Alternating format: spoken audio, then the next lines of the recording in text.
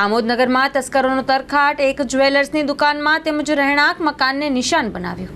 આમોદનગરમાં રાત્રિ સમયે અજાણ્યા તસ્કરોએ મેઇન બજારમાં આવેલી એક જ્વેલર્સની દુકાન તેમજ રહેણાંક મકાનને નિશાન બનાવી ચોરીનો પ્રયાસ કર્યો હતો।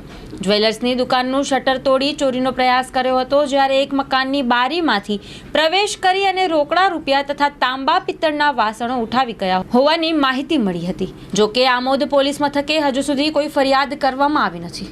હું ત્રિભુવનભાઈ નાગજીભાઈ સોલંકી પત્રકાર ભાઈઓને જણાવું છું કે આજ રોજ તારીખ 17 સવારના મને ખબર પડી કે મારા ઉપલા માળે કોઈ હતું ના, અમે નીચે સૂતેલા હતા ને રાતના 3ના અરસામાં 9 બેડા 4 ડોલ પિત્તળ ને તાંબાના વાસણો એમ કરીને લોકો માતાની ચોરી કરી ગયા છે અજાણ્યા શખ્સો।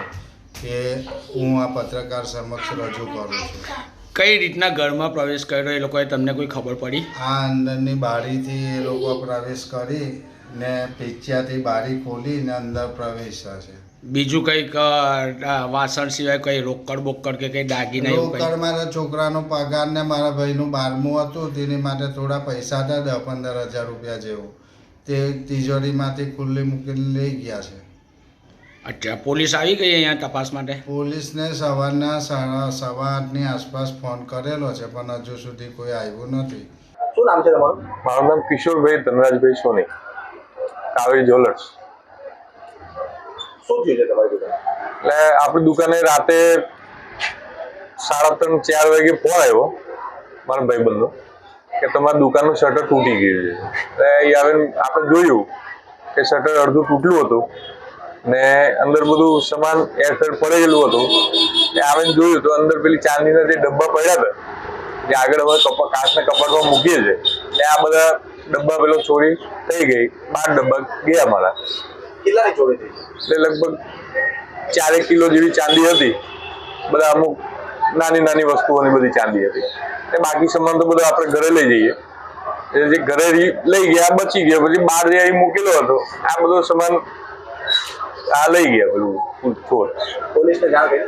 પોલીસને જાણ કરી, પોલીસ આવી હતી સવારે, વહેલી સવારે પોલીસ બી આવી, બધા ચેક બી કર્યું ને પછી આપણે કઈ પોલીસ સ્ટેશન જઈને અરજી લખાવી હતા, એટલે પછી કાર્યવાહી ચાલુ છે એમ।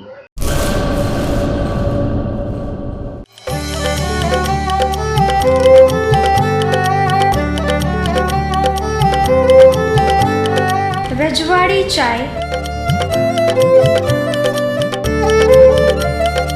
છઠ્ઠી બારી, રિંગ રોડ, ભુજ।